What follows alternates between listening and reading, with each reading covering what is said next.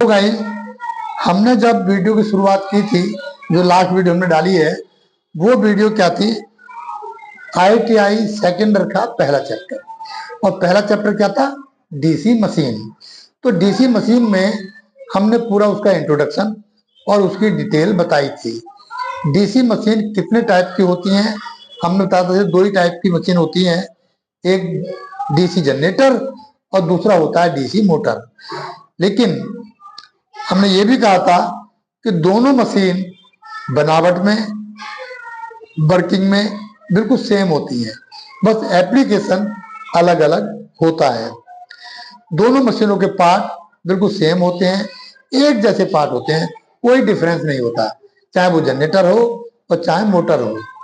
उसके हमने पार्ट की डिटेल भी आपको बताई थी। तो पार्ट की डिटेल हमने बोर्ड पे बताया था, हम आज आपको दिखा रहे हैं प्रैक्टिकल करके। क्योंकि ये जो आर्मेचर है मेरे हाथ में, हमने प्रॉमिस किया था कि हम आपको आर्मेचर दिखाएंगे, ठीक है।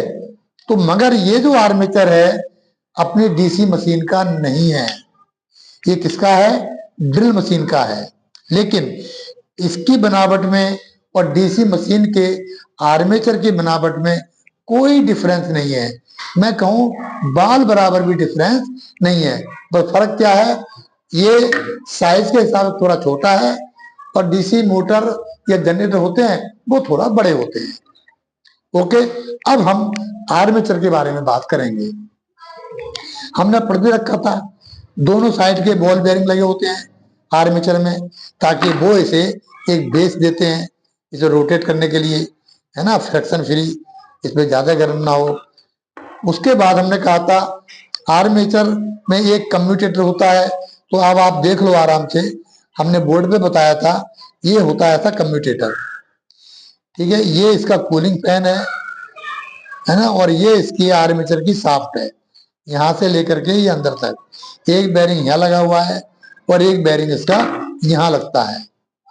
ओके, इसके अंदर क्वाइल पड़ी होती हैं। जब हमने जनरेटर या मोटर को एक्सप्लेन किया था तो हमने उसमें एक ही वायर का रेक्टेंगल की शेप दे करके और हमने आपको ये बताया था ये कैसे बिजली बनाता है जनरेटर और कैसे ये मोटर चल जाती है जब हम सप्लाई देते हैं।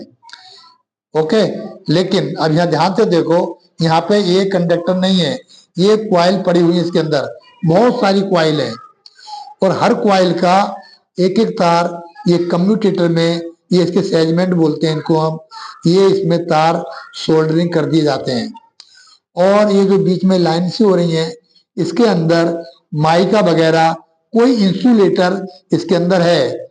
ये हर सेगमेंट आपस में मैकेनिकली टच नहीं है और जो हमारा कार्बन डस्ट होता है इसी के ऊपर रन करता है, ठीक है। ऐसे करके इस पे रन करेगा और अगर सप्लाई देंगे आप इसे तो ये आर्मेचर घूमेगा, क्योंकि ये आर्मेचर मैग्नेटिक पोल के बीच में फंसा रहता है।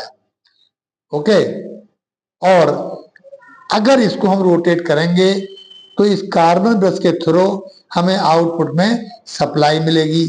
और कौन सी मिलेगी? डीसी मिलेगी, ठीक है।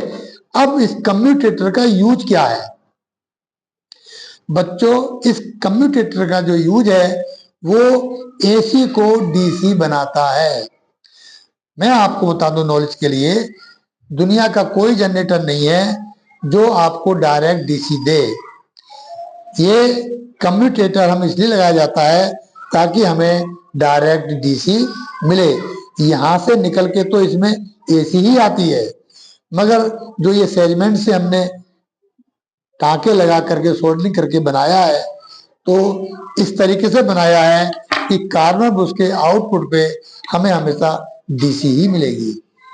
ओके, तो इस तरीके से ये देखो, इसमें क्वाइल डालने के बाद क्या क्या है इसमें, ये देखो, ये इंसुलेटर स्ट्रिप डाल दी है ताकि ये हिले ना, ठीक है, इस तरीके से ये। और ये हमारा कूलिंग फैन है, कोई जब हीट पैदा होती है तो उसकी ये कूलिंग भी करता है।